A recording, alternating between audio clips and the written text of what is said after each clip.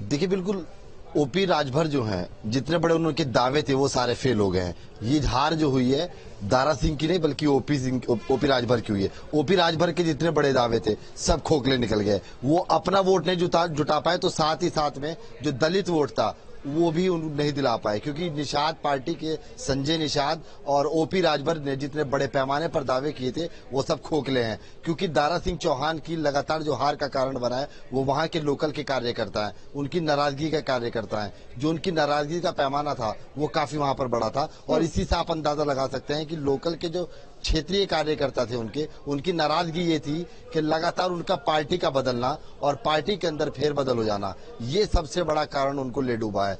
तो वहीं जहां बीजेपी की ये हार मानी जा रही है, आप देखिएगा कि इंडिया और एनडीए के गठबंधन के ऊपर अगर भारी पड़ता नजर आया तो इंडिया यहाँ पर जो है भारी पड़ गया है। क्योंकि ओपी राजभर का जो पैमाना था, जितने बड़े उनके दावे थे वो सारे खोखले हुए हैं। जिस तरह से ओपी राजभर ने कहा था कि ये चुनाव दारा सिंह नहीं लड़ रहे हैं बल्कि ये चुनाव मैं खुद लड़ रहा हूँ, आप ये देखिए कि कितने बड़े पैमाने पर ओपी राजभर ने वोट जुटाए, कोई वोट वहां से नहीं मिल पाया। क्योंकि ये वोटों की जो राजनीति थी, ओपी राजभर के जो दावे थे वो सारे फेल हो गए, क्योंकि कस्टम की राजनीति वहां पर हुई है। और जितने भी वहां के समुदाय के लोग थे, चाहे उसमें माइनॉरिटी का वोट पड़ा हो, पसमानदा का वोट पड़ा हो, वो सारा का सारा ठीक रहा। वो ओपी राजभर पे फूटने वाला है। और ओपी राजभर को जिस तरीके से आश थी, एक उमंग थी, वो एक तरंग लिए बैठे हुए थे कि कहीं ना कहीं पर वो मंत्री बन जाएंगे, लेकिन हो सकता है कि उनकी जो कुर्सी है वो भी उनके नीचे से निकलने वाली है। क्योंकि जितने बड़े पैमाने पर उन्होंने शिकस्त के साथ में दावे ठोके थे वो अब दावे उनके खोखले नजर हैं।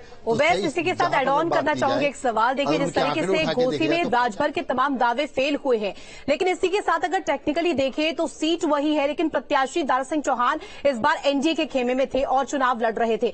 ऐसे में अब पॉलिटिकल स्टेबिलिटी पर भी सवाल खड़े होने लगे हैं, राजभर के साथ साथ दारा सिंह चौहान के भी।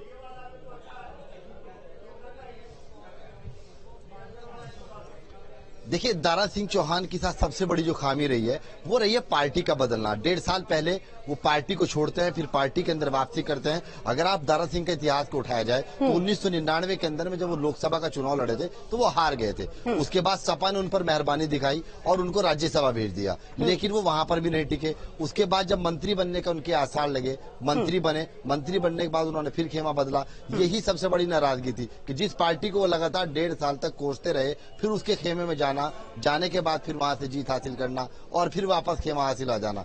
तो कहीं ना कहीं सबसे बड़े संकेत यही है कि दारा सिंह जिस तरीके से पार्टी के अंदर फेरबदल करते रहते हैं, इससे लोकल के जो कार्यकर्ता हैं वो वहां के नाराज थे। ठीक है, कहीं ना कहीं दल बदल की राजनीति भारी पड़ी है दारा सिंह चौहान को। बहुत शुक्रिया तमाम जानकारी के लिए। और जिस तरीके से आगे खबरों में आपको बताएंगे कि संसद भवन में G20 मेहमानों का डिनर होने वाला है। राष्ट्र